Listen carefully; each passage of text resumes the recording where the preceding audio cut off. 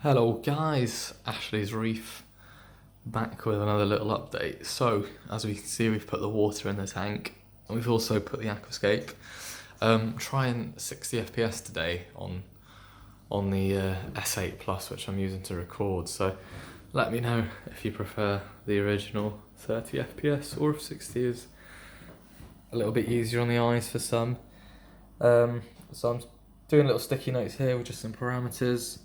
Running quite elevated levels it seems so far, so my salinity dropped during the night a little bit. Excuse me, sorry.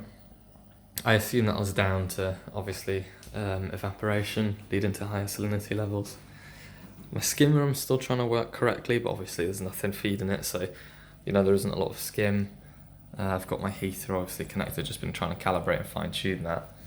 So everything's looking pretty good. I've got the Marina magnet as well, which I've been using to clean some of the smudges off the screen, which were absolutely upsetting the life out of me. I actually had a really sad incident yesterday picking up the rocks. You won't be able to tell actually, it's actually worked out fairly well, but that section there of epoxy,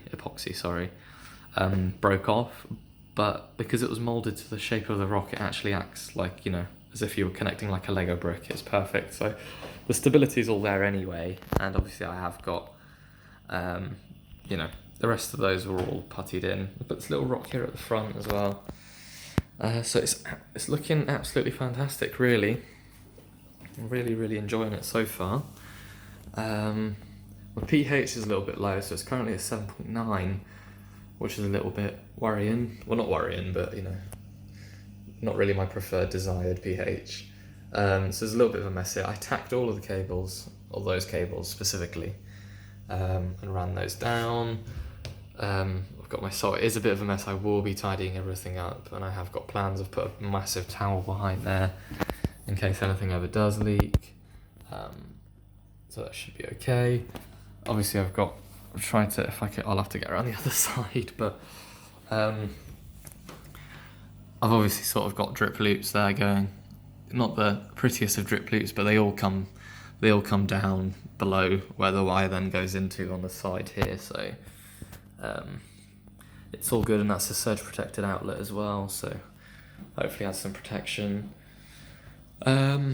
Yeah, I mean everything is running quite well. I've been following, as you lot know, I've had the Red Sea Reef Mature Starter Kit, so I've been just following the things on here. Like I said, I took DKH and what have you not. What was actually a shame was that I can't actually really, my DKH is 10.2, so it's quite elevated already, and you're supposed to add that below 8.4. But I didn't really read the instructions correctly, and it does say, it obviously says that it must be coralline algae must be introduced into the tank, on live rocks, etc. So there's no point me anyway doing that because I'm not going to get growth unless it's introduced into the tank. But obviously, you all know I've been using the Salifert carbonate hardness, alkalinity, and calcium tests. And there's a refractometer, and that's been doing me quite well. I've got my SG up as well to 1.026. So still a lot of work to be done, especially in terms of cable management and making sure they're all tacked correctly and safe as well. And I also want to get this. I do want to get my temperature controller up on the side here, and I do need to treat the wood as well and make it a nicer colour because this is a bit bland. But yeah, it's just everything's pretty fantastic so far. The lights are spectacular, so I am very, very happy.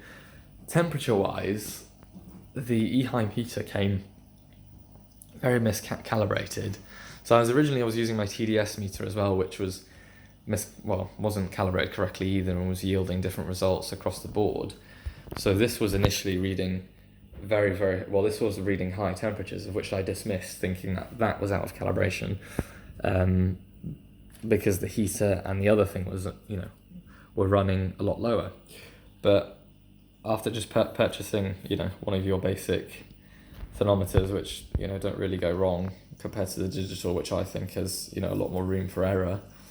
I was getting readings that matched that on here within a 0.01 variance. So I've taken that as the final word alongside this as well, and ended up calibrating that to roughly the same value. But obviously this is my backup. That's set to 25.3 with a variance of 0.3, and will turn off accordingly, or turn on accordingly, based on temperature. So it's all pretty well and good. It's interesting how the blue light, would be nice to get a lens so you can actually see the colour. But it's great. It hasn't evaporated much over the course of the night, so I'm actually running a pretty decent water level right now.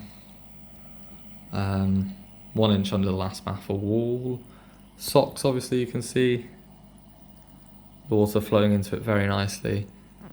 Protein skimmer has quietened down a bit. I don't know if you guys can help me out, but obviously I don't really know, as soon as there's nothing really in the tank, I can't really tell if that's skim, if that's proper skim, or if it's just my water just literally flooding into it. So it looks a little bit darker than that of my tank water, but I'm unsure. I don't know if you guys can help me with that one. So if any of you do have that skimmer, please let me know, as I am a little bit lost on that front. But yes, that's another little update. Obviously I'll be following